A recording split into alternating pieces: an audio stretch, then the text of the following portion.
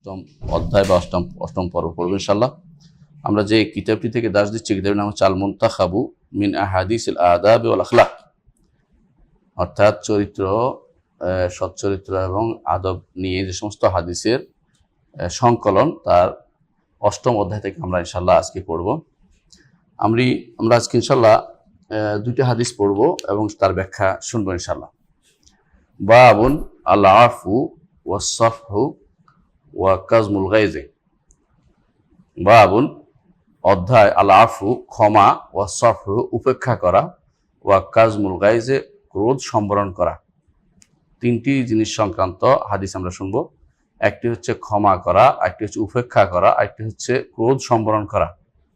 এই তিনটি বিষয়ে হাদিস যা আছে তা শুনবো ইনশাআল্লাহ। প্রথমেই 14 নম্বর হাদিস হচ্ছে আন আয়েশা রাদিয়াল্লাহু আনহা ক্বালাত, আয়েশা রাদিয়াল্লাহু আনহা বলেন, মা দারাবা রাসূলুল্লাহ সাল্লাল্লাহু আলাইহি ওয়াসাল্লাম শাইআন কাত্তু বিয়াদিহি।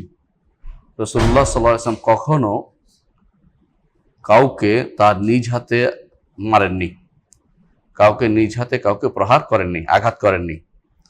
ওয়ালা ইমরাআতান ওয়ালা খাদিমান, কোনো স্ত্রীকেও নয়, কোনো খাদেমকেও নয়।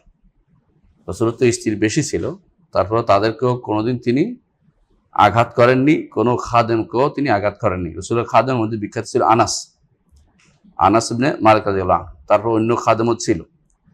তো রাসূলুল্লাহ সাল্লাল্লাহু আলাইহি ওয়াসাল্লাম কখনো তাদের কোনো আঘাত করেননি। ইল্লা আন ইউজাহিদা ফি সাবিলিল্লাহ, তবে যদি আল্লাহর রাস্তায় জিহাদের বিষয় হতো সেটা আলাদা কথা। আল্লাহর রাস্তায় জিহাদে তিনি কাউকে সরাসরি মেরেছেন এমন প্রমাণ পাওয়া যায় না। একমাত্র উবাই ইবনে খালাফকে সে বিরোধিতা করেছিল, সেই যুদ্ধে সে মারা পড়েছিল এবং তিনি আঘাত করেছেন, তার শুধুমাত্র আত্মরক্ষার সেটা প্রমাণ পাওয়া যায়। এর বাইরে তিনি কাউকে আল্লাহর রাস্তায় জিহাদেও কাউকে তিনি নিজ হাতে হত্যা করেননি। ওয়ামা নীলা মিনহু শাইউন কাত, এবং তিনি তার থেকে কোনো কথা দিয়ে কাউকে কষ্ট দিয়েছেন, কথা বা কাজ দিয়ে কাউকে কষ্ট দিয়েছেন এমন কিছু পাওয়া যায়নি। ফায়ান্তাকামা মিন সাহিবিহি, কেউ তাকে কষ্ট দিছে কথা দিয়ে অথবা কাজ দিয়ে কষ্ট দিয়েছে কখনো, সেটার বিপরীতে তিনি প্রতিশোধ নিয়েছেন এমন কোনো প্রমাণ পাওয়া যায়নি। ইল্লা আন ইউনতাহাকা শাইউন মিন মাহারিবিল্লাহ, তবে যদি আল্লাহ তাআলা হারাম করা জিনিস কেউ নষ্ট করত, তাহলে রাসূলুল্লাহ সাল্লাল্লাহু আলাইহি ওয়াসাল্লাম ফায়ান্তাকিমা লিল্লাহি আযজা ওয়া জাল্লা, আল্লাহর জন্য তখন তিনি প্রতিশোধ দিতেন। অর্থাৎ যখন যেটাকে বলা হয় যে হদ মিন হুদুদিল্লাহ, আল্লাহ তাআলার হদ যেটা নির্ধারিত যে এই কাজের জন্য এই শাস্তি, সেইটাকে তিনি বাস্তবায়ন করেছেন। কারণ আল্লাহর হদ অবশ্যই বাস্তবায়িত হতে হবে, সেখানে কোনো ছাড় নেই। এটা হচ্ছে প্রথম হাদিস। আখরাজ ইমাম মুসলিম হাদিসটি বর্ণনা করেছেন, হাদিস নম্বর 2328। দ্বিতীয় হাদিসটি আমরা পড়ব। আনাস ইবনে মালিক রাদিয়াল্লাহু আনহু, আনাস ইবনে মালিক রাদিয়াল্লাহু আনহু থেকে বর্ণিত, তিনি বলেন, ক্বাল কুনতু আমশি মা রাসূলিল্লাহি সাল্লাল্লাহু আলাইহি ওয়াসাল্লাম, আমি রাসূলুল্লাহ সাল্লাল্লাহু আলাইহি ওয়াসাল্লামের সাথে চলছিলাম। ওয়া আলাইহি রিদাউন নাজরানিয়ুন, তার উপরে ছিল একটি চাদর। রাসূলুল্লাহ সাল্লাল্লাহু আলাইহি ওয়াসাল্লাম চাদর পরতেন, তার উপরে ছিল একটি চাদর। নাজরান এলাকা, বর্তমানে নাজরান সৌদি আরবের একটা অংশ, নাজরান বলা হয় সেই এলাকা। গালিজুল হাশিয়া, যার পাড় ছিল অত্যন্ত চড়া একটা পাড় বিশিষ্ট একটা চাদর রাসূলুল্লাহ সাল্লাল্লাহু আলাইহি ওয়াসাল্লাম গায়ে ছিল। ফাআদরাকাহু আরাবিয়ুন, একজন বেদুইন তাকে পথের মধ্যে ফেল। ফাজাবাদাহু বিরদাই জাবজাতান শাদীদাতান, তাকে তার চাদর ধরে এমন জোরে টান দিল। নাযারতু ইলা সাফহাতি উনুকি রাসূলিল্লাহ সাল্লাল্লাহু আলাইহি ওয়াসাল্লাম, আমি রাসূলুল্লাহ সাল্লাল্লাহু আলাইহি ওয়াসাল্লামের ঘাড়ের পাশে তাকালাম, কারণ চাদর তো ঘাড়ে থাকে, টান দিলে এখানে দাগ পড়ে, এটা বোঝানোর জন্য। ওয়াকাদ আথরাত বিহা হায়াশিয়াতুর রিদা মিন শিদ্দাতি জাবজাতি, লোকটি অতি জোরে টানার কারণে রাসূলের ঘাড়ের মধ্যে সেটার দাগ পড়ে গেল। সুম্মা ক্বালা, লোকটি তারপর বললেন, ইয়া মুহাম্মদ, হে মুহাম্মদ। সাধারণত এইভাবে নাম ধরে কেউ ডাকে না। লোকটি আর বেদুইন হওয়ার কারণে আল্লাহ তাআলা কোরআনে বলেছেন যে বেদুইনরা আল্লাহর বিধান অনেক কিছুই কম জানে। আল আরাবু আশাদ্দু কুফরান ওয়া নিফাকান ওয়া আজদারু আল্লা ইয়ালামু হুদুদ মা আনজালাল্লাহ, এই জন্য তারা এইভাবে নাম ধরে বলছিল, ইয়া মুহাম্মদ মুরলি মিন মালিল্লাহিল্লাযী ইনদাক, হে মুহাম্মদ সাল্লাল্লাহু আলাইহি ওয়াসাল্লাম, আমাকে এমন সম্পদের নির্দেশ দিন যা আপনার কাছে আছে। আল্লাহর ওই সম্পদ আমাকে দিন যা আপনার কাছে আছে, এই সম্পদ আমাকে দিন। ফালতাফাতা ইলাইহি রাসূলুল্লাহ সাল্লাল্লাহু আলাইহি ওয়াসাল্লাম, রাসূলুল্লাহ সাল্লাল্লাহু আলাইহি ওয়াসাল্লাম তার দিকে তাকালেন, ফাদাহিকা, এবং হাসলেন। সুম্মা আমারা লাহু বিআতাইন, তারপর বললেন যে এই লোককে যেন দেয়া হয়, এই লোককে যেন সম্পদ দেয়া হয়। বুখারী হাদিসটি বর্ণনা করেছেন, মুসলিম হাদিসটি বর্ণনা করেছেন, বুখারী মুসলিম বর্ণিত হাদিস। এই হাদিস থেকে আমরা এই দুটি হাদিস আমরা পড়েছি। দুটি হাদিসের মধ্যে কয়েকটা শব্দ আছে, এগুলির ব্যাখ্যা আমরা করব। তারপর ইনশাআল্লাহ হাদিসের শব্দগুলি নীলা মিনহু একটা শব্দ আসছে, তার অর্থ হচ্ছে যে কথা বা কর্ম দিয়ে কাউকে কোনো কষ্ট দিলে এটাকে নীলা বলা হয়। নালা, হ্যাঁ, নীল তো মিনহু, তাকে কষ্ট দিয়েছো কিনা, তার থেকে পেয়েছো কিনা, কথা দিয়ে হোক বা কাজ দিয়ে হোক, নালা ইয়া নীলু অর্থ হয়। আর একটা শব্দ আসছে ইউনতাহাকু শাইউম মিন মাহারিমিল্লাহ, অর্থাৎ আল্লাহর কোনো হারাম কাজ কেউ করলে তিনি ছাড় দিতেন না, সেখানে শাস্তি অবশ্যই তাকে পেতে হতো। রেদাউন নাজরানিউন, নাজরান এলাকার দিকে সম্পৃক্ত একটি চাদর, যেখানে ওখানকার লোকেরা বানাইছে, এই জন্য রেদাউন নাজরানি বলা। যেমন আমরা মাঝে মধ্যে বলি চায়নার তৈরি বা ভারতের তৈরি, এরকম তখনকার দিনে নাজরান এলাকায় কাপড় তৈরি হতো। হাশিয়াতুর রেদা, হাশিয়াতুর রেদা অর্থাৎ চাদরের পাড়, এক পার্শ্ব বা দিককে বলা হয়। জাবাজাহু, জোরে কোনো কিছু টানাকে জাবাজাহু বলে। সফহাতুল উনুক, ঘাড়ের পার্শ্ব। আসারাত, দাগ ফেলে দেয়া, আলামত দেখে দেয়া। এটা হচ্ছে মূল শব্দ। আমরা ইনশাআল্লাহ এখন হাদিসটির কিছু ব্যাখ্যা শুনবো। হাদিসটিতে ক্ষমার কথা বলা হয়েছে। দেখুন, কোরআন কারীমে ক্ষমার উপর প্রচুর আয়াত এসেছে, ক্ষমা করা এবং উপেক্ষা করার উপরে।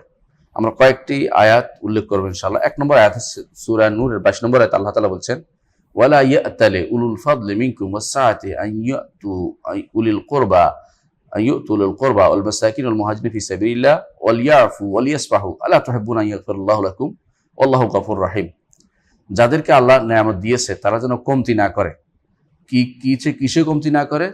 তারা যেন, যারা প্রতিবেশী আছে, আত্মীয় স্বজন আছে, মিসকিন আছে এবং আল্লাহর রাস্তায় জিহাদকারী আছে, এদেরকে যেন দান করতে একটু কমতি না করে। তারা যেন তাদেরকে ক্ষমা করে এবং উপেক্ষা করে। তোমরা কি চাও না আল্লাহ তোমাদেরকে ক্ষমা করে দিক? আল্লাহ তোমাদের ক্ষমা করে দিক তোমরা চাও না? আল্লাহ নিশ্চয়ই ক্ষমাশীল এবং দয়াদ্র। এটা একটা কাহিনী আছে। কাহিনীটা হচ্ছে, আয়েশা রাদিয়াল্লাহু আনহার উপরে যখন অপবাদ দিল কয়েকজন মানুষে, তার মধ্যে একজন হচ্ছেন মিস্তাহ। তো মিস্তাহ আয়েশা রাদিয়াল্লাহু আনহার আত্মীয় ছিলেন, অর্থাৎ আবু বকর রাদিয়াল্লাহু আনহু আত্মীয় ছিলেন। তিনি মিস্তাহকে প্রচুর সাহায্য করতেন গরিব হওয়ার কারণে। কিন্তু যখন এই ফিতনা তৈরি হলো, তখন সাধারণত মানুষ কোনো ঘটনা শুনলে এটার মধ্যে নাক ঘুষায়, এর মধ্যে ঢুকে গেল তিনিও। অথচ তিনি ভালো ইমানদার মানুষ ছিলেন, মুহাজির মানুষ, হিজরতকারী মানুষ ছিলেন। ঢুকার পরে আয়েশা, যখন আল্লাহ তাআলা আকাশ থেকে আয়েশা রাদিয়াল্লাহু আনহার পবিত্রতার ঘোষণা করলেন যে তার কোনো দোষ নেই, এগুলো সম্পূর্ণ মিথ্যাচার, তাদের ইফকে, এটা পুরাই মিথ্যাচার, তখন আবু বকর রাদিয়াল্লাহু আনহু শপথ করলেন যে এখন মেস্তাকে আমি কিছুই দিব না, কারণ সে তো মিথ্যায় কাজে জড়িয়ে গেছে। মেস্তা আমার আত্মীয় স্বজন হওয়ার পরেও সে আমার প্রতি কষ্ট দিয়েছে ইত্যাদি। আল্লাহ তাআলা কিন্তু আবু বকর রাদিয়াল্লাহু আনহুর এই কাজকে তিনি বরং আরো বড় কোনো কাজের দিকে ইঙ্গিত করলেন যে আপনার জন্য এটা সাজে না। কি করবেন আপনি? বলছেন যে আপনি পয়সা দিয়েছে, আপনি আপনার আত্মীয় স্বজন এবং মিসকিন এবং মুহাজিরদের দান করবেন না, এটা হতে পারে না। আপনি ক্ষমা করুন, উপেক্ষা করুন। উপেক্ষা করতে এড়িয়ে যাওয়া, না দেখার ভান করা, এটা হলো উপেক্ষা করা। অর্থাৎ যে হয়েছে হয়েছে। এজন্য ইমাম শাফি রহমতুল্লাহ আলাইহি বলতেন, ওয়ালাকাদ আমুরু আলাল্লাহ ইয়াসুবুনি ফামাদাইতু সাম্মা ওয়াকুলতু লা ইয়ানিনি। আমি নিকৃষ্ট মনা মানুষের পাশ দিয়ে যাওয়ার সময় দেখতাম যে আমার গালি দিচ্ছে, তো আমি সেখান দিয়ে চলে যেতাম, বলতাম যে আমারও উদ্দেশ্য নিচ্ছে না, মানে আমাকে না, অন্য কাউকে হয়তো বলতেছে, আমি যাই। এটা হলো উপেক্ষা করা। উপেক্ষা করার নিয়ম হচ্ছে এরকম। তো আল্লাহ তাআলা বলছেন যে ক্ষমা করে দেয় যেন তারা যেন ক্ষমা করে দেয় এবং তারা যেন উপেক্ষা করে। এরপর বলছেন কেন? আলা তুহিব্বুনা আন ইয়াগফিরাল্লাহু লাকুম, তোমরা যদি ক্ষমা করে দাও আল্লাহ তোমাদের ক্ষমা করে দিবে। আল্লাহ তাআলা ক্ষমাশীল দয়াদ্র। এই কথা শোনার পর আবু বকর রাদিয়াল্লাহু আনহু বললেন যে আমি অবশ্যই চাই আল্লাহ আমাকে ক্ষমা করে দিক। এরপর তিনি আরো বাড়িয়ে দিলেন, তাকে দানের হস্ত আরো বাড়িয়ে দিলেন। দ্বিতীয়ত আরেকটি আয়াত সূরা আলে ইমরান 133 নম্বর আয়াত, আল্লাহ তাআলা বলছেন, ওয়াসারিউ ইলা মাগফিরাতিন মির রাব্বিকুম ওয়া জান্নাতিন আরদুহা আস-সামাওয়াতু ওয়াল আরদু উইদ্দাত লিল মুত্তাকিন। তোমরা দ্রুত এগিয়ে যাও ক্ষমার দিকে তোমাদের রবের এবং এমন জান্নাতের দিকে যার প্রশস্ততা আসমান এবং জমিন। প্রশস্ত বলতে আয়ত হলো আয়তন, মানে বিশাল। আসমান জমিন আমরা জানি যে জান্নাতে সর্বশেষ যে ব্যক্তি যাবে সেই ব্যক্তি যে জান্নাত পাবে সেই জান্নাত 10টি জান্নাতের মতো। সর্বশেষ যে ব্যক্তি বর্তমান পৃথিবীর মতো 10টি পাবে। এত 10টা জান্নাত এক একটা পৃথিবীর মতো, অর্থাৎ এত বড় জান্নাত। এই জান্নাতের দিকে আমাদেরকে ধাবিত হতে বলতেছে। যারা মুত্তাকিদের জন্য আল্লাহ তাআলা তা তৈরি করেছেন। আল্লাযীনা ইউনফিকুনা ফিস সাররাই ওয়াদ দাররা, যারা খরচ করে ভালো অবস্থায় এবং মন্দ অবস্থায়, কষ্টকর অবস্থায়, খুশি অবস্থা এবং তাদের ভালো অবস্থা এবং কষ্টকর অবস্থায়। ওয়াল কাযিমিনা আল গায়জ, এবং তারা ক্রোধ সম্বরণ করে। ওয়াল আফিনা আনিন নাস, মানুষকে তারা ক্ষমা করে দেয়। মানুষকে ক্ষমা করে দেয়া এটা একটা এই জান্নাতে যাওয়ার একটি কারণ। আল্লাহু ইউহিব্বুল মুহসিনিন, আল্লাহ নেক মুহসিনদেরকে ভালোবাসেন। অর্থাৎ যারা মানুষকে ক্ষমা করে, যারা ক্রোধ সম্বরণ করে, যারা ভালো মন্দ উভয় অবস্থায় দান করে, তারা হচ্ছে মুহসিন, আল্লাহ তাদেরকে ভালোবাসেন। অনুরূপভাবে সূরা শুরা 40 নম্বর আয়াতে আল্লাহ তাআলা বলছেন, ওয়া জাযাউ সাইয়্যাতিন মিসলুহা, অন্যায় কেউ করলে সম পরিমাণ অন্যায় তুমি তার প্রতি সেটার দিতে পারো, কেসাস নিতে পারো। অর্থাৎ তোমার একটা থাপ্পড় দিছে, তুমি একটা থাপ্পড় দিতে পারো, এটা আল্লাহ তাআলা বলছেন। ফামান আফা, তবে যে ব্যক্তি ক্ষমা করবে, ও আসলাহা, এবং আরো উত্তম ব্যবহার করবে, ফাআজরু আলাল্লাহ, সে আল্লাহর কাছে উত্তম প্রতিদান পাবে। আল্লাহু লা ইউহিব্বুয যালিমিন, আল্লাহ তাআলা জালিমকে পছন্দ করেন না। ইমামরা বলেন যে 3টি কথা বলা হয়েছে। প্রথমটা হচ্ছে আদল, যে সমপরিমাণ, তুমি আমাকে একটা থাপ্পড় দিছো, আমি তোমাকে একটা থাপ্পড় দিলাম, এটা হচ্ছে আদল। দ্বিতীয়টা হচ্ছে ফামান আফা ওয়া আসলাহা, যে সমপরিমাণ না, আমি ছাড় দিলাম, আমি উপেক্ষা করলাম, ক্ষমা করলাম, তাহলে এটা হচ্ছে আল্লাহর কাছে উত্তম, আল্লাহ এটার প্রতিদান বেশি দিবেন। আল্লাহু লা ইউহিব্বুয যালিমিন। আর 3 নম্বর হচ্ছে এটা করতে গিয়ে আরেকটা করা যাবে না। সেটা কি? যে বাড়াবাড়ি করা যাবে না। তোমাকে একটা থাপ্পড় দিয়েছেন, 2টা দিতে পারবে না, অথবা তোমাকে থাপ্পড় দেয় নাই, তুমি থাপ্পড় দিতে পারবে না, এই কাজ করা যাবে না, এটাকে নিষেধ করা হয়েছে। অর্থাৎ ক্ষমাকে এখানে ওই আয়াতের মধ্যে আল্লাহ তাআলা বড় গুণ হিসেবে আমাদের জন্য চিত্রায়িত করেছেন। অনুরূপ আরেকটা আয়াত আমরা দেখতে পাই সূরা তাগাবুনের 14 নম্বর আয়াতে আল্লাহ তাআলা বলছেন, ইয়া আইয়ুহাল্লাযীনা আমানু ইন্না মিন আজওয়াজিকুম ওয়া আওলাদিকুম আদুওয়াল লাকুম ফাহদারুহু, হে ঈমানদারগণ, তোমাদের স্ত্রীদের মধ্যে এবং সন্তানদের মধ্যে তোমাদের শত্রু রয়েছে, তোমরা সাবধান হও। ওয়া ইন তাফু ওয়া তাসফাহু, তবে যদি তোমরা ক্ষমা করে দাও এবং উপেক্ষা করো, আও তাগফিরু, আরো ক্ষমা করে দাও, ফাইনাল্লাহু গফুরুর রহিম, তবে আল্লাহ তাআলা অবশ্যই তোমাদেরকে তিনি ক্ষমাশীল এবং দয়াবান। এর অর্থ হচ্ছে দুনিয়ার বুকে পরিবার যখন চালাইতে হয় আপনাদেরকে, পরিবারের ভিতরে বহু রকমের কিছু পাবেন। স্ত্রীও মাঝে মধ্যে উল্টাপাল্টা কথা বলবে, সন্তানরা উল্টাপাল্টা কথা বলবে। আপনাদেরকে এখানে পরিবারকে টিকিয়ে রাখার জন্য সুন্দর ব্যবহার এবং উত্তম ক্ষমার আদর্শ নিয়ে যেতে হবে। একজন পরিবারের কর্তা যদি কোনো হানাহানি মারামারি লিপ্ত হয়ে যায়, তো বাচ্চারা সবার আগে লিপ্ত হবে। এটাকে আরবিতে বলে ইজাকা না রব্বুল বাইতে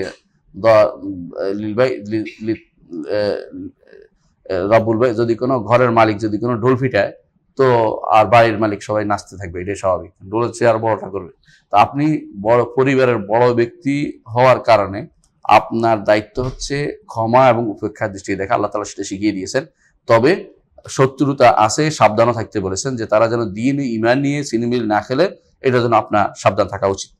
আরেকটি আয়াতে, 5ম আয়াতে আমরা দেখতে পাই সূরা শুরার 37 নম্বর আয়াতে আল্লাহ তাআলা বলছেন যে ঈমানদারদের একটি পরিচয়, ওয়াইযা মা গাযিবু হুম ইয়াগফিরুন, ঈমানদাররা যখন ক্রোধান্বিত হয় তারা ক্ষমা করে দেয়। অর্থাৎ তাদের ক্ষমাটাই তাদের মূল চরিত্র এবং বৈশিষ্ট্য হিসেবে এখানে উল্লেখ করা হয়েছে।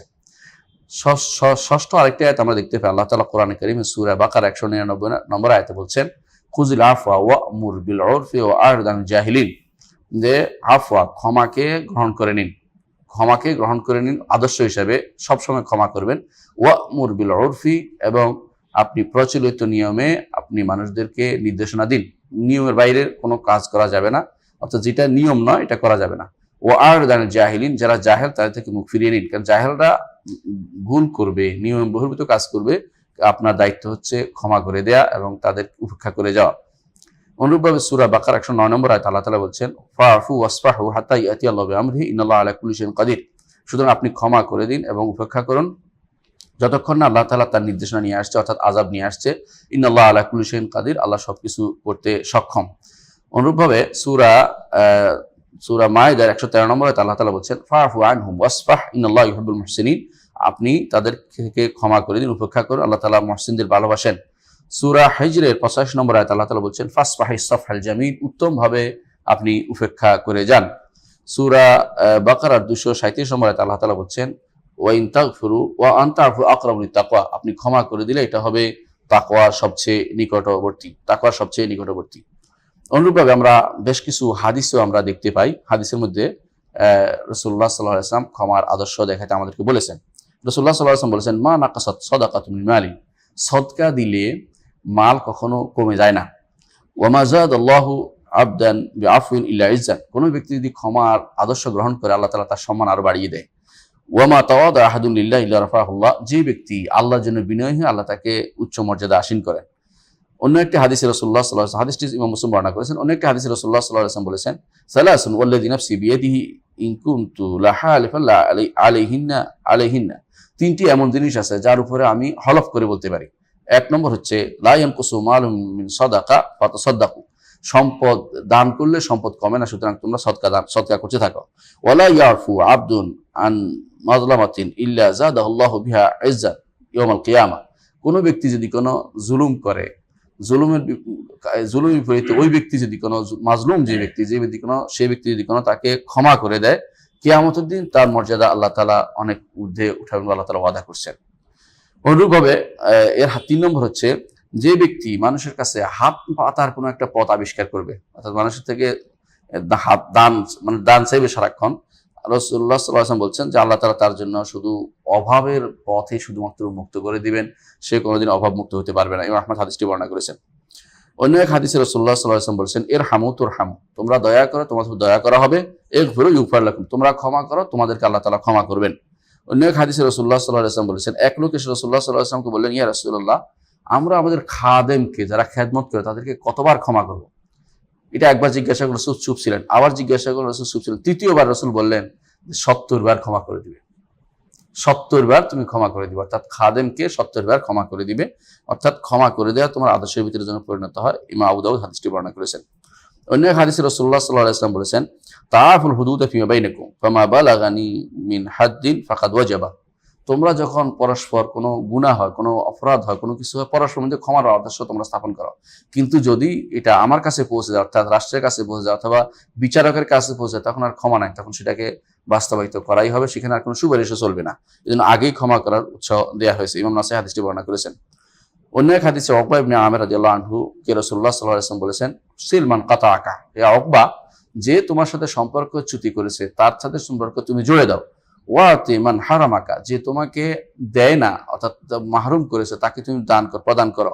ওয়াফা আম্মান যালামাকা, যে তোমার উপর জুলুম করেছে তাকে তুমি ক্ষমা করে দাও। ইমাম আহমদ হাদিসটি বর্ণনা করেছেন।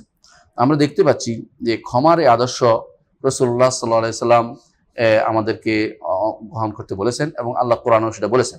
এই জন্য আল্লাহ তাআলা নিজেও, এর কারণ হচ্ছে আল্লাহ তাআলা নিজেও কিন্তু তার একটা গুণ হচ্ছে আফু। আল্লাহ তাআলা একটা গুণ কি? আফু। এর কোরআনে কারীমে আল্লাহ তাআলা বলছেন ইন্নাল্লাহা কানা আফুওয়ান গাফুরা, নিশ্চয় আল্লাহ তাআলা ক্ষমাশীল এবং আবার ক্ষমাশীল দুইবার হয়েছে কেন? আফু আর গাফুর পার্থক্য কি? আফু আর গফুরের দুটো পার্থক্য আছে। আফু অর্থ হচ্ছে ক্ষমার পরে আর কোনো দাগ ও চিহ্ন না থাকে, এটা হলো আফু। আফু অর্থ হলো মিটিয়ে দেয়া, আর গাফুর অর্থ ক্ষমা করে দেয়া, সাধারণ ক্ষমা। আর আফু অর্থ একেবারে কোনো দাগ চিহ্ন না থাকে, অর্থাৎ ধরেন আপনি কোনো কিছু দাগ চিহ্ন রাখলেন না, তখন যেগুলো আফু গুণ। আর গফুর অর্থ হলো ক্ষমা, সাধারণ ক্ষমা ঘোষণা করা, যেটাকে বলা এটা গফুর। আল্লাহ তাআলা দুইটাই, তিনি আফু এবং গফুর। সূরা নিসা 43 নম্বর আয়াতে আল্লাহ তাআলা সেটা বলেছেন। অন্য আয়াতে আল্লাহ তাআলা বলেছেন সূরা শুরার 25 নম্বর আয়াতে ওয়াহুয়াল্লাযী ইয়াকবালু তাওবাতা আন ইবাদি ওয়া ইয়াফু আনিস সাইয়্যাত, তিনিও সত্তা যিনি বান্দাদের থেকে তওবা কবুল করেন এবং তিনি তাদের গুনাহকে মিটিয়ে দেন। এমনকি আমরা যখন রমাদান মাস আসে তখন কিন্তু দোয়া করি আল্লাহুম্মা ইন্নাকা আফুউন তুহিব্বুল আফওয়া ফা'ফু আন্নী, আল্লাহ আপনি ক্ষমাশীল। এই যে আল্লাহ তাআলার গুণ, তিনি যে ক্ষমাশীলের জন্য এই গুণটি বান্দার মাঝে থাকা উচিত, আল্লাহ তাআলা পছন্দ করেন। ভালো গুণ আল্লাহ তাআলা যেগুলো, তার গুণগুলো যেগুলো ভালো, তিনি সেগুলো বান্দার মধ্যে যদি পাওয়া যায় তাহলে সেগুলি অবশ্যই, আল্লাহ সব গুণই ভালো, বান্দার মধ্যে যদি কোনো গুণ বান্দা অবলম্বন করতে পারে সেটা তার জন্য অবশ্যই উত্তম। তো আয়েশা রাদিয়াল্লাহু আনহা জিজ্ঞাসা করছেন ইয়া রাসূলুল্লাহ, আমি যদি কোনো লাইলাতুল কদর পাই আমি কি দোয়া করব? তখন রাসূলুল্লাহ সাল্লাল্লাহু আলাইহি ওয়াসাল্লাম তাকে শিখিয়ে দিলেন যে তুমি বলবে ইন্নাকা আফুউন তুহিব্বুল আফওয়া ফা'ফু আন্নী, আল্লাহ আপনি ক্ষমাশীল, ক্ষমা করতে ভালোবাসেন, আমাকে ক্ষমা করে দিন। অর্থাৎ একেবারে আমার গুনাহ নিচ্ছিন্ন করে দিন, যেন কোনো রকমের গুনাহ আমার না থাকে, সেই ব্যবস্থাপনা আপনি করে দিন। নবীদের গুণও ঠিক অনুরূপভাবে, নবীদের একটা গুণ হচ্ছে ক্ষমা করে দেয়া। নবীদের গুণ হচ্ছে ক্ষমা করে দেয়া। আমরা হাদিসের মধ্যে পড়েছি যে রাসূলুল্লাহ সাল্লাল্লাহু আলাইহি ওয়াসাল্লাম ওই ব্যক্তিকে হাসি মুখে, এত কষ্ট দেওয়ার পর হাসি মুখে তাকে বললেন যে, তাদেরকে হাসি মুখে তাকালেন এবং তাকে সম্পদ দিতে বললেন। এটা ক্ষমা করে দেয়া একটি আদর্শ। আমরা আরো দেখতে পাই রাসূলুল্লাহ সাল্লাল্লাহু আলাইহি ওয়াসাল্লাম যখন মক্কা বিজয় হলো, তখন তিনি কি বললেন? লা তাসরিবা আলাইকুম ইয়াউম ইয়াগফিরুল্লাহু লাকুম। আজকের দিনে তোমাদের কোনো পাকড়াও নয়, তোমাদের ক্ষমা করে দেয়া হলো। ঠিক এই কথাটি আমরা দেখি ইউসুফ আলাইহিস সালাতু ওয়াস সালাম তিনি তার ভাইদেরকে বলেছিলেন যে তোমাদেরকে কোনো পাকড়াও করা হবে না, আজকের দিনে তোমাদের সবই ক্ষমা করে দেয়া হলো। নবীরা সেটাই করতেন। আমরা আরো দেখি কিসা তায়েফের কিসসার মধ্যে রাসূলুল্লাহ সাল্লাল্লাহু আলাইহি ওয়াসাল্লাম তিনি এত কষ্ট দিচ্ছিল তারা, যে পাথর মেরে পায়ে রক্তাক্ত করে দিয়েছে, কিন্তু মালাক জিবরিল এসে বললেন, তিনি রাসূলুল্লাহ সাল্লাল্লাহু আলাইহি ওয়াসাল্লাম তখন অনেক কষ্টে সম্বরণ করে আসছিলেন কোন রকম। জিবরিল একটা ম্যাগের উপর থেকে বললেন যে পাহাড়ের ফেরেশতা এখন আপনার খেদমতে আছে, তাকে যদি নির্দেশ দেন সে দুই দিক থেকে এদের তায়েফবাসী ধ্বংস করে দিবে। রাসূল কি বললেন? না, আমি ক্ষমা করে দেব, আমি ক্ষমা করে দেব। আমি চাই যে এদের সন্তানদের মধ্যে কেউ বের হবে যারা আল্লাহ তাআলার একমাত্র আল্লাহর ইবাদত করবে, আর কারো ইবাদত করবে না। সেটাই হয়েছিল এবং রাসূলুল্লাহ সাল্লাল্লাহু আলাইহি ওয়াসাল্লাম তাদের ক্ষমা করে দিয়েছিলেন। রাসূলুল্লাহ সাল্লাল্লাহু আলাইহি ওয়াসাল্লাম তার একটি গুণ যেটা তাওরাত ইনজিলে আছে, তা হচ্ছে রাসূল হচ্ছেন বাজারে চিৎকারকারী নন এবং তিনি কোনো গালিগালাজকারী নন, খারাপ কথা তিনি বলবেন না। তার আরেকটি গুণ হচ্ছে ইয়াফু ওয়া ইয়াসফাহ, তিনি ক্ষমা করবেন, উপেক্ষা করবেন। এটা রাসূলুল্লাহ সাল্লাল্লাহু আলাইহি ওয়াসাল্লামের একটি গুণ ছিল। এজন্য ক্ষমা করাটা আদর্শ একটি গুণ, যা আমরা দেখতে পাই ওমর রাদিয়াল্লাহু আনহুর মধ্যেও, তিনি আমাদের সাহাবাদের তাবেঈন এর মধ্যে দেখতে পাই, খলিফাদের মধ্যেও ওমর রাদিয়াল্লাহু আনহু। আমরা জানেন যে উয়াইনা ইবনে হাসান আল ফাজারি রাদিয়াল্লাহু আনহু, এই সাহাবী রাসূলের যুগে টাকা পয়সা দিয়ে রাসূল তাদেরকে এটা বলে মুআল্লাফাতুল কুলুব, টাকা পয়সা দিয়ে ঈমানের দিকে তাদেরকে আনছিলেন, বড় নেতা ছিলেন তিনি। তো যখন ওমর রাদিয়াল্লাহু আনহুর সময় আসছে, তখন ওরা বলেন যে না, তোমাদের টাকা দেওয়া যাবে না, কারণ এতদিন পর্যন্ত টাকা দিয়ে যাচ্ছি, ইসলামের উপর ঠিক থাকবে, নাহলে তোমাদেরকে মেরে ফেলবো। ধমক দিলেন তিনি। ধমক দেওয়ার ফলে সে বলে বসলো যে ওমর, যে আপনি তো আমাদের কোনো নেয়ামত কোনো কিছুই দেন না, আপনি ইনসাফও করেন না। এটা বলছে। ওমর খুব রেগে গেলেন যে এটা মিথ্যা স্যার, আমি দেই না কারণ তার প্রাপ্তি নেই, আর কারণ তাদের আমার কাছে কোনো প্রাপ্তি নেই। মুআল্লাফাতুল কুলুব সুযোগ কয়দিন থাকে? তুমি বছরের বছর ধরে তুমি রাসূলের যোগ, আবু বকরের যোগ, এখনো আসে তুমি টাকা নিবে, কি জন্য টাকা নিবে? এখন তোমার ঈমান ঠিক হওয়ার কথা, তো তিনি দেই না, তোমাকে এটা দিব কি জন্য? খেপে গেলেন তিনি। কিন্তু হুর ইবনে কায়েস তার দরবার বসা ছিলেন, তিনি বললেন যে যে আমিরুল মুমিনিন, আল্লাহ তাআলা বলছে ওয়ালা আফিনা আনিন নাস, মানুষদের ক্ষমা করে দিতে। তিনি চুপ হয়ে সঙ্গে সঙ্গে তিনি নিভে গেলেন যে আল্লাহ তাআলা বলছে ক্ষমা করে দিতে, আমি ক্ষমা করে দিলাম। এটা হচ্ছে ওমর রাদিয়াল্লাহু আনহু সিরাত, এবং তিনি অত্যন্ত প্রধান্বিত ছিলেন। তারপরে তিনি থেমে গেলেন। অনুরূপ আবু দারদা রাদিয়াল্লাহু আনহু একটি ঘটনা আমরা উল্লেখ করি। তিনি দেখলেন যে এক লোককে ধরে মানুষে পিটাচ্ছে। বলে কি হয়েছে? বলে গুনাহগার, অপরাধী। বলে অপরাধী একটা মানুষ যদি কোনো গর্তে পড়ে যায়, তোমরা কি করবে? পিটাই ভিতরে ঢুকে দিবে না বের করবে? না, বের করে আনবে। এই লোকটা অপরাধ করেছে, তাকে বের করে আনো, তার জন্য দোয়া করো যে আল্লাহ যেন তাকে ক্ষমা করে দেয়, আর আল্লাহ শুকরিয়া আদায় করে তোমরা যে আল্লাহ যে তোমাকে ওই বিপদে ফেলায়নি। সুতরাং তোমরা তাকে শুধুমাত্র তার উপরে আঘাত করতেছো কি জন্য? তাকে মারতেছো কি জন্য? তাকে গালিগালাজ করতেছো কি জন্য? কঠিনভাবে কথা বলতেছো কি জন্য? তিনি তাদেরকে সাবধান করলেন যে আল্লাহ তোমাকে বিপদ থেকে উদ্ধার করেছে, শুকরিয়া আদায় করা দরকার। আবু যর রাদিয়াল্লাহু আনহু তার খাদেমকে দেখলেন যে সে কি করছে, ছাগলের জিনিসটি উটকে দিচ্ছে, ওটার জিনিস ছাগলকে দিচ্ছে, এতে করে নষ্ট করে ফেললো, ওটা সবকিছু নষ্ট করে, আপনারা জানেন। এতে করে তিনি রেগে গেলেন। এমন সময় তার খাদেমকে জিজ্ঞেস করলেন, তুমি এটা কেন করলে? বলে করছি এই জন্য যে আল্লাহ তাআলা আপনাকে কতটুকু ক্ষমা করার তো দিছে, ক্ষমা করতে দিছে, সেটা আমি দেখতে চাই। মানে কত সে বুদ্ধিমতের সাথে আল্লাহ তাআলা দেখে আপনাকে ক্ষমা করার মাধ্যমে আপনাদের কতটুকু আছে। একথা বলার পর আবু যর রাদিয়াল্লাহু আনহু বললেন যে আমি ক্ষমা করে দিলাম তোমাকে, এবং তোমাকে আল্লাহর রাস্তায় স্বাধীন করে দিলাম। এটা হচ্ছে তারা কিভাবে ক্ষমা করতেন, কোনো আয়াত তাদেরকে তেলাওয়াত করে সেটার উপর তারা আমল করতেন। ইমাম বুখারী রাহমাতুল্লাহ আলাইহি একটা ঘটনা আমরা বলি। ইমাম বুখারী রাহমাতুল্লাহ আলাইহি তাকে একজন এসে বললো যে অমুকে আপনার নামে গীবত গাইছে, অমুকে আপনার নামে একটা খারাপ কথা বলছে। তখন তিনি আয়াতটা পড়লেন, ক্বালা ইন্না কাইদাশ শাইতানি কানা দাঈফা, তুমি কি জানো না শয়তানের যে কোনো চক্রান্ত অত্যন্ত দুর্বল। তুমি মনে করছো আমি তার বিরুদ্ধে খেপে যাবো, একটা কিছু বলবো? আমি কিচ্ছু বলবো না, দেখি আল্লাহ মানে তুমি সে কতক্ষণ বলতে পারে, আমি কতক্ষণ সহ্য করতে পারি। তারপর তিনি বললেন যে ওয়ালা ইয়াহিকুল মাকরু সাইয়্যু ইল্লা বিআহলি, কেউ যদি মকর করে সেটা তার উপর দিয়ে পড়বে, আল্লাহ বলে দিয়েছেন। আমি তার বিরুদ্ধে কিছু বলে আমি নিজের হাতে আমি শাস্তিটা নিয়ে না নেই, তার ব্যবস্থাপনা আল্লাহ তাআলা ব্যবস্থাপনা অবশ্যই তার জন্য করবেন, আমি সেই ব্যাপারে সাবধান থাকি।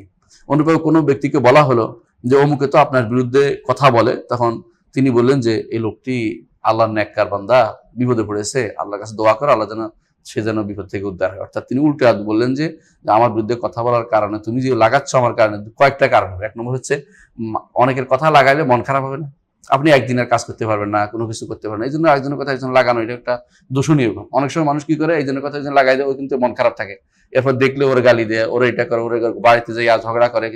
এই জন্য আমি দেখছি ফেসবুকের মধ্যে এটা একটা বিশাল সমস্যা।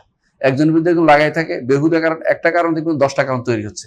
এই জন্য ফেসবুকে যত পারেন আস্তে আস্তে এগুলি থেকে নিজেকে ডিঅ্যাক্টিভেট করে দিবেন। অর্থাৎ কোনো দরকার নেই মনে করবেন, দেখবেন চলে, কোনো সমস্যা নেই। যেই সময় ফেসবুক ছিল চলছে না, এখন হচ্ছে অনেকগুলো গিবতের একটা বিরাট প্ল্যাটফর্ম হয়ে গেছে ফেসবুক। এবং বেহুদা একজনকে খুঁজে মিথ্যাচার করবে। কেউ কোথায় একটা কেক খাইছে, কেন খাইলো এটার বিরুদ্ধে আট লাগাই দিবে। মানে বেহুদা হয়তো তার কেক খাওয়ার দরকার হয়েছে, কেক কেমনে খাইতে হয়, কেক কেটে তো খাইতে হয়, কেক কি মনে এভাবে 2 হাতে ধরে মুখের ভিতরে দিবে, সারা মুখ ভরাই ফেলবে, তো এটা দোষণীয় হয়ে যাবে। দেখবেন অনেক কিছু, কেউ হয়তো কোথাও একটা দোয়া করছে, কেন দোয়া করছে 10 জন লেগে গেছে এর বিরুদ্ধে। আর এবার দোয়া করা তো নিষিদ্ধ কোনোদিন ছিল না, ইমানদারের জন্য দোয়া করা যায়, পরিবেশ পরিস্থিতি অনুসারে অনেকে দোয়া করবে বিভিন্ন কারণে, সেটাকে নিয়ে আক্রমণাত্মক ভূমিকা চলে যাবে। সে হয়তো জানেই না শরীয়তের বিধান কি দোয়া করার বিষয়টা, সে হয়তো বিধান শিখতে চেষ্টা করে কিন্তু আবার শিখাইতেও চেষ্টা করে কেউকে। ফেসবুক হয়ে গেছে এখন একটা মানে গার্বেজের মতো অবস্থা, খারাপ জায়গার অবস্থা। এরকম অবস্থা হয়েছে কেন? এটা কারণ হচ্ছে এটাই যে মানুষ লাগাই দিতে পছন্দ করে খুব বেশি। এই জন্য এই যেখানে দেখবেন যে খুব মানুষের এরকম কিছু লাগাই দিচ্ছে, সেখান থেকে নিজেকে অবশ্যই ফিরে নিয়ে আসবেন। আমরা এখানে কয়েকটি শিক্ষা আছে, এগুলি বলে শেষ করবো ইনশাআল্লাহ। 1 নম্বর শিক্ষা হচ্ছে রাসূলুল্লাহ সাল্লাল্লাহু আলাইহি ওয়াসাল্লাম চরিত্রের দিক থেকে সবচেয়ে উন্নত চরিত্রের অধিকারী ছিলেন এবং পূর্ণ চরিত্রের অধিকারী ছিলেন। দ্বিতীয় হচ্ছে রাসূলুল্লাহ সাল্লাল্লাহু আলাইহি ওয়াসাল্লাম সহিষ্ণু ছিলেন এবং তিনি যে কোনো নিজের উপরে, নিজের নফসের উপরে, নিজের উপরে অথবা সম্পদের উপরে কোনো আঘাত আসলে সেটাকে তিনি ধৈর্যের সাথে মোকাবিলা করতেন। তৃতীয় হচ্ছে রাসূলুল্লাহ সাল্লাল্লাহু আলাইহি ওয়াসাল্লামের চরিত্রের, উত্তম চরিত্রের আমরা অনুসরণ করতে হবে আমাদেরকে।